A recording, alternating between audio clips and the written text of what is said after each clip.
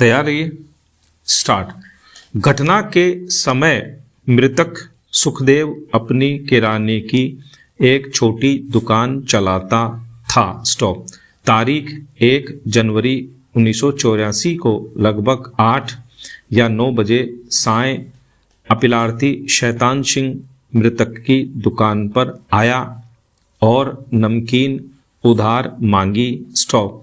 मृतक द्वारा इनकार करने पर वह मृतक को सबक सिखाने की धमकी देकर चला गया। स्टॉप। कुछ समय पश्चात अपीलार्थी शैतान सिंह अन्य अपीलार्थियों के साथ दुकान पर आया और वे मृतक को घसीटते हुए बलपूर्वक अपने मकान में ले गए, जहां उन्होंने मृतक को साधारण और गंभीर क्षतियां पहुंचाकर मकान के बाहर डाल दिया। स्टॉप। साधनों की अनुपलब्धता के कारण मृतक को अगले दिन प्रातः अस्पताल ले जाया गया, जहां से उसे अलवर के अस्पताल में स्थानांतरित किया गया, जहां उसकी 3 जनवरी 1984 को मृत्यु हो गई। स्टॉप। अपीलार्थियों का विचारण किया गया था और विचारण न्यायालय द्वारा उन्हें भारतीय दंड संहिता की धारा 149, 302, 364 और 147 के अधीन दोष सिद्ध करते हुए विभिन्न अवधियों के कारावास से दंडादिष्ट किया गया था। स्टॉप। अतः अपीलार्थियों ने अपनी दोष सिद्धि और दंड को आक्षेपित करते हुए दंड प्रक्रिया संहिता की धारा 374 के अधीन ये अपीलें फाइल की। स्टॉप। अपीलें तदनुसार निपटाते हुए पैरा अभी निर्धारित जहां तक रिपोर्ट करने में विलंब का संबंध है, न्यायालय को यह प्रतीत होता है कि अभियोजन साक्षी 1 गोपीराम द्वारा इस संबंध में स्पष्टीकरण दिया गया है। स्टॉप। पुलिस थाना उस गांव से जहां घटना हुई थी 16 किलोमीटर दूर है और उस समय काफी रात बीत चुकी थी जब सुखदेव को आहत स्थिति में उसकी दुकान पर स्थानांतरित किया गया था। स्टॉप।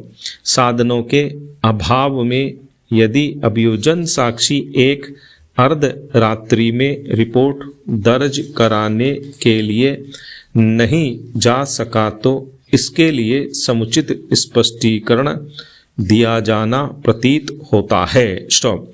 गोपीराम ने भी यह कहा है कि वह रात्रि में रिपोर्ट लिखाने पैदल इसलिए नहीं जा सका क्योंकि वह अभियुक्त व्यक्तियों से भयभीत था। स्टॉप। अभिलेख से ऐसा प्रतीत नहीं होता कि गोपीराम अपीलार्थियों को आलिप्त करने हेतु कोई मिथ्या कहानी गढ़ने के लिए विद्वेष या वैर भाव रखता था। स्टॉप। अतः न्यायालय अपीलार्थियों के विद्वान काउंसिल की इस दलील को खारिज करता है कि पुलिस थाने में विलंब से रिपोर्ट लिखाने के लिए कोई स्पष्टीकरण नहीं दिया गया है। पैरा अपीलार्थियों की पकड़ से सुखदेव को बचाने हेतु सक्रिय प्रयास न करने के लिए साक्षियों के आचरण के संबंध में पर्याप्त दलीलें दी गई हैं। इस संबंध में यह कहना पर्याप्त है कि अपीलार्थी राजपूत जाति के होने के कारण गांव के शक्तिशाली व्यक्ति होना प्रतीत होता है। स्टॉप। वह रीति जिसमें वे सुखदेव को उसका कोई दोष न होने पर भी उसकी दुकान से बलपूर्वक ले गए थे और पूर्व में ही धमकी देकर उसे सार्वजनिक रूप से पीटने के पश्चात अपने घरों में अवरुद्ध किया था।